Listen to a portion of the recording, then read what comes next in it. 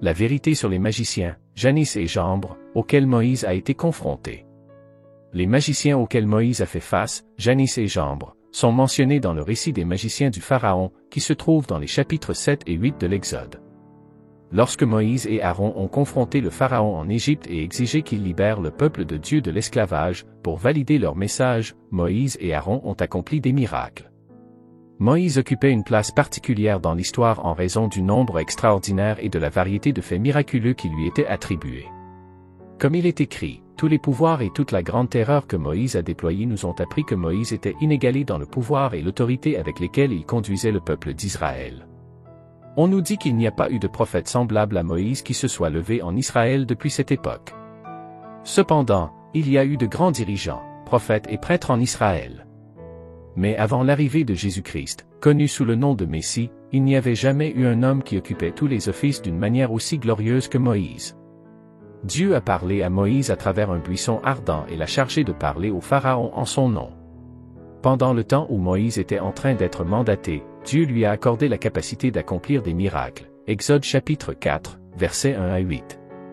Moïse répondit alors au Seigneur, « Et s'ils ne me croient pas et ne prennent pas au sérieux ce que je dis? Car ils pourraient dire, le Seigneur ne t'est pas apparu. » Et le Seigneur lui dit, « Qu'y a-t-il dans ta main? » Et il répondit, « Un bâton. » Alors il dit, « Jette-le par terre. » Alors Moïse le jeta par terre, et il devint un serpent vivant, comme le symbole royal sur la couronne du Pharaon, et Moïse s'enfuit.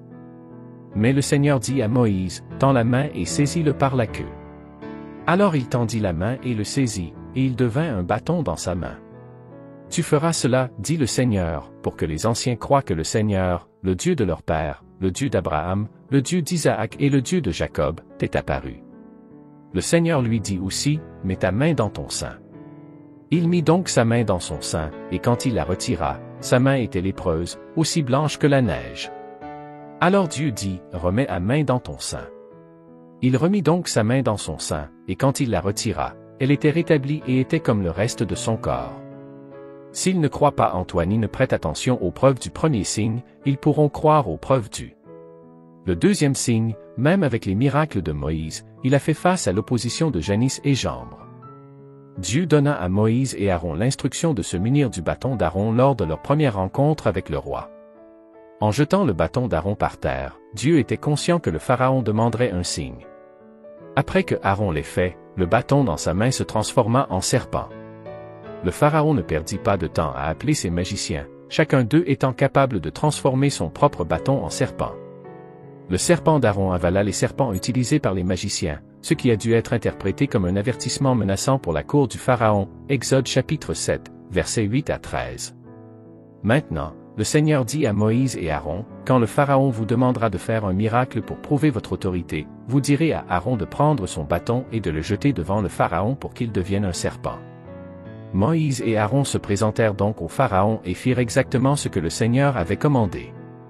Aaron jeta son bâton devant le Pharaon et ses serviteurs, et il se transforma en serpent. Ensuite, le Pharaon appela les sages hommes habiles en magie et les sorciers habiles en sorcellerie, et ils firent de même avec leurs arts et enchantements secrets. Car chaque homme jeta son bâton et ils se transformèrent en serpents, mais le bâton d'Aaron avala leur bâton.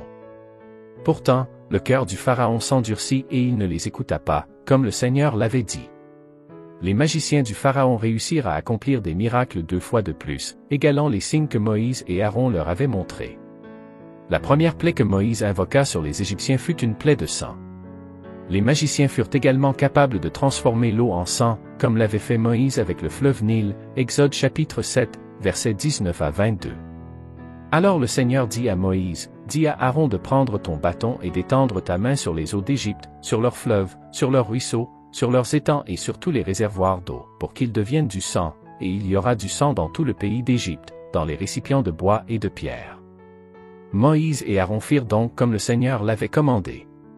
Aaron leva le bâton et frappa les eaux du Nil sous les yeux du Pharaon et de ses serviteurs, et toute l'eau du Nil se transforma en sang. Les poissons du Nil moururent, le fleuve devint nauséabond et les Égyptiens ne pouvaient pas boire son eau, car il y eut du sang dans tout le pays d'Égypte. Mais les magiciens d'Égypte firent de même avec leurs arts secrets et leurs enchantements. Alors le cœur du Pharaon s'endurcit et il n'écouta pas Moïse et Aaron, comme le Seigneur l'avait dit. C'était une grande folie de la part des magiciens. Les plaies étaient des malédictions de Dieu, mais au lieu de tenter de les inverser, ils décidèrent de transformer encore plus d'eau en sang, ajoutant ainsi à la malédiction de leur peuple. Tel est le chemin des arts sombres. Leur objectif n'était pas d'alléger les souffrances du peuple d'Égypte, le malin cherchait plutôt à montrer sa grandeur plutôt qu'à aider ceux qui étaient sous son emprise. C'était une façon de penser démente, et hélas, ils ne firent rien pour aider leur peuple. La deuxième plaie qui frappa le peuple égyptien fut une invasion de grenouilles, et les magiciens aggravèrent le problème en invoquant leurs propres grenouilles au lieu de chercher une solution. Cela rendit la situation encore pire, Exode chapitre 8, versets 5 à 7. Alors le Seigneur dit à Moïse, « Dis à Aaron d'étendre ta main avec ton bâton sur les rivières, sur les ruisseaux et sur les canaux. » Parmi les roseaux et les étangs, les grenouilles vinrent sur le pays d'Égypte. Aaron étendit sa main avec son bâton sur les eaux d'Égypte et les grenouilles montèrent et recouvrirent le pays d'Égypte. Mais les magiciens, les prêtres des cultes païens, firent de même avec leurs arts secrets et leurs enchantements, et firent surgir plus de grenouilles sur le pays d'Égypte. Après cela, cependant, l'autorité des magiciens s'arrêta, car ils ne pouvaient pas reproduire davantage de plaies, et ils admirent qu'ils étaient témoins du doigt de Dieu dans les signes de Moïse, Exode chapitre 8, verset 19. Alors les magiciens dirent au Pharaon, « Ceci est le doigt surnaturel de Dieu. » Mais le cœur du Pharaon s'endurcit et il ne les écouta pas, comme le Seigneur l'avait dit. Satan avait donné aux magiciens du Pharaon le pouvoir de reproduire certains des signes que Dieu accomplissait par l'intermédiaire de Moïse et Aaron. Mais comment les magiciens égyptiens avaient-ils jamais pu accomplir ces exploits incroyables? Bien que pas aussi puissant que Dieu, Satan, autrefois l'un des plus hauts anges de Dieu, a le pouvoir de tromper, d'imiter des miracles et même de prédire l'avenir avec un certain degré de précision, Actes chapitre 16, verset 16. La puissance de Dieu finit par réussir à contrecarrer les plans des sorciers égyptiens, car ils ne furent pas capables d'appeler les moustiques. La force de Dieu est suffisamment grande pour vaincre facilement la force de Satan, Exode chapitre 8, versets 16 à 19. Alors le Seigneur dit à Moïse, « Dis à Aaron d'étendre ton bâton et de frapper la poussière à terre, et elle deviendra des moustiques dans tout le pays d'Égypte. » Ils firent ainsi.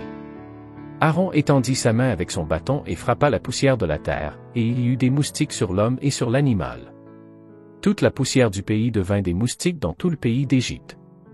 Les magiciens, les prêtres des cultes païens, tentèrent par leurs arts secrets et leurs enchantements de créer des moustiques, mais ils ne purent pas, et il y eut des moustiques sur l'homme et sur l'animal. Alors les magiciens dirent au Pharaon, « Ceci est le doigt surnaturel de Dieu. » Mais le cœur du Pharaon s'endurcit et il ne les écouta pas, comme le Seigneur l'avait dit. La capacité de faire des miracles par le pouvoir des ténèbres et la volonté de les recevoir comme authentiques caractériseront les derniers temps, Apocalypse chapitre 13, versets 13 à 15. Il accomplit de grands signes, des actes inspirant l'admiration, même en faisant tomber du feu du ciel sur la terre, sous les yeux des hommes.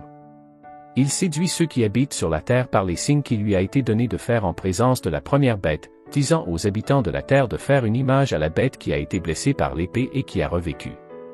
Et il lui a été donné de donner le souffle à l'image de la bête, afin que l'image de la bête parle et fasse mettre à mort ceux qui n'adoreraient pas l'image de la bête. Paul examine ces hommes particuliers lorsqu'il discute des signes des derniers jours dans 2 Timothée chapitre 3, versets 1 à 9 où il est écrit, « Or, sache ceci, que dans les derniers jours il viendra des temps difficiles. Car les hommes seront égoïstes, avares, vains, orgueilleux, blasphémateurs, désobéissants à leurs parents, ingrats, profanes, sans affection naturelle, sans fidélité, calomniateurs, incontinents, cruels, ennemis des gens de bien.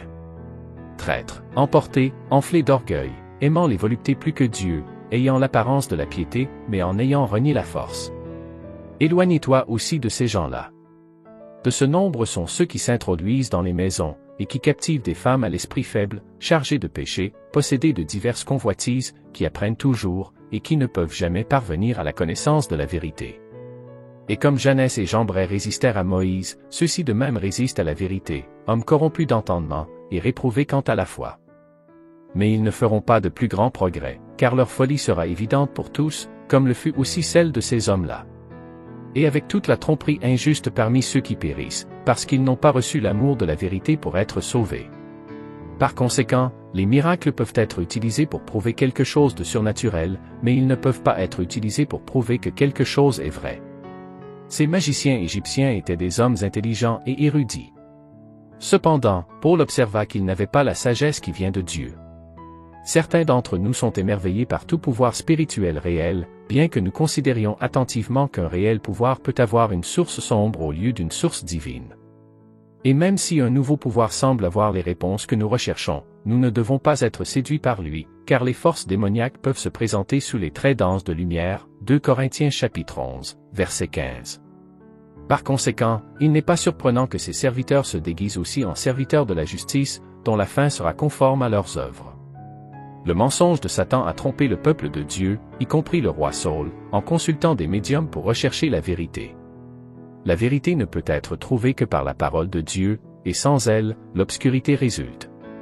Malheureusement, comme le dit Ésaïe, lorsque les gens n'ont pas l'aube, ils errent dans les ténèbres et deviennent souvent en colère contre Dieu, refusant de venir à lui pour obtenir de l'aide.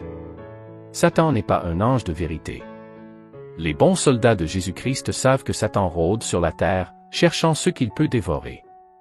Nous devons être prêts. Dans cette lutte contre les forces du mal, il est essentiel de rester ferme dans la foi et de nous armer de la vérité de la parole de Dieu. Car même si les tentations et les séductions semblent attrayantes et persuasives, nous devons garder en mémoire que les desseins de Satan sont sournois et trompeurs. Il est habile à se déguiser en ange de lumière, présentant des offres alléchantes qui peuvent sembler prometteuses au premier abord, mais qui, en réalité, nous éloignent de la voie de Dieu. La tentation de rechercher des réponses en dehors de Dieu peut sembler tentante, surtout lorsque nous sommes confrontés à des défis ou des incertitudes dans nos vies. Cependant, nous devons nous rappeler que la véritable sagesse et la véritable connaissance se trouvent en Dieu seul. En nous tournant vers lui dans la prière et en étudiant sa parole, nous sommes mieux équipés pour discerner les mensonges de Satan et résister à ses tromperies. Le récit de Saul consultant un médium pour obtenir des réponses est un avertissement puissant contre la tentation de chercher des solutions en dehors de la volonté de Dieu. Saul a payé un prix élevé pour avoir suivi une voie contraire à celle de Dieu, et son histoire nous rappelle les conséquences désastreuses de l'écoute des voix des ténèbres plutôt que de la voix de Dieu. Ainsi, en tant que disciples de Jésus-Christ, nous sommes appelés à rester vigilants et à rester fermes dans notre foi, même lorsque les tentations et les épreuves se présentent à nous. En nous appuyant sur la vérité de la parole de Dieu et en cherchant sa direction dans la prière, nous sommes guidés sur le chemin de la lumière et de la vérité, loin des ruses de Satan et vers la paix et la sécurité que seul Dieu peut offrir. Dans notre combat contre les forces du mal, il est vital de fortifier notre esprit avec la connaissance de la parole de Dieu et de nous revêtir de l'armure spirituelle décrite dans les Écritures. Cette armure nous protège des attaques de l'ennemi et nous aide à demeurer fermes dans la foi. En revêtant la ceinture de la vérité, la cuirasse de la justice, les chaussures de l'évangile de paix, le bouclier de la foi, le casque du salut et l'épée de l'esprit, qui est la parole de Dieu, nous sommes équipés pour résister à toute tromperie et avancer avec assurance dans la volonté de Dieu. Il est également important de rester connecté à la communauté des croyants, car nous sommes plus forts lorsque nous sommes unis dans la prière et le soutien mutuel. En partageant nos luttes et nos victoires avec nos frères et sœurs en Christ, nous trouvons encouragement et force pour persévérer dans la foi. Nous devons garder nos yeux fixés sur Jésus, l'auteur de notre foi. En suivant son exemple et en nous abandonnant à sa volonté, nous trouvons la force et la paix pour traverser les épreuves et les tentations de ce monde. Jésus a vaincu Satan et a remporté la victoire finale, et en lui, nous avons l'assurance de la victoire sur les puissances des ténèbres. Alors que nous continuons notre voyage de foi, que nous soyons conscients des pièges de l'ennemi et résolus à rester fermes dans la vérité de Dieu. Que nous puissions être des témoins lumineux de la puissance et de la grâce de Dieu dans ce monde assombri par le mal, et que nous puissions proclamer avec confiance la vérité qui nous libère et nous sauve en Jésus-Christ. Prions maintenant. Dieu Tout-Puissant, nous nous tenons devant toi, reconnaissant de ta grâce et de ta miséricorde infinie. Nous te louons pour ta vérité éternelle et pour la lumière que tu apportes à nos vies. Alors que nous réfléchissons à la vérité sur les magiciens, Janis et Jambre, auxquels Moïse a été confronté, nous sommes remplis d'admiration pour ta puissance et ta souveraineté. Tu es le Dieu Tout-Puissant, celui qui est au-dessus de tous les faux dieux et de toutes les puissances des ténèbres. Dans ta parole, tu nous rappelles que même lorsque l'ennemi se dresse contre nous, tu es avec nous comme un bouclier protecteur. Tu nous exhortes à revêtir toute l'armure de Dieu, afin que nous puissions tenir bon contre les ruses de l'ennemi. Nous te prions, ô Dieu, de nous équiper de ta vérité, de nous revêtir de ta justice et de nous fortifier par ta parole. Que nous puissions résister fermement à toutes les tentations et à toutes les tromperies de l'ennemi, sachant que tu es avec nous et que tu nous conduis dans la victoire. Seigneur, nous te demandons de nous accorder la sagesse pour discerner la vérité des mensonges, et la force de rester ferme dans notre foi en toi. Que nous puissions être des témoins lumineux de ta vérité dans un monde obscurci par la tromperie et la confusion. Nous te confions nos vies, nos familles et nos communautés entre tes mains fidèles, sachant que tu es notre rocher et notre refuge, notre force et notre défenseur. Au nom de Jésus-Christ, notre Sauveur et Seigneur, nous prions. Amen.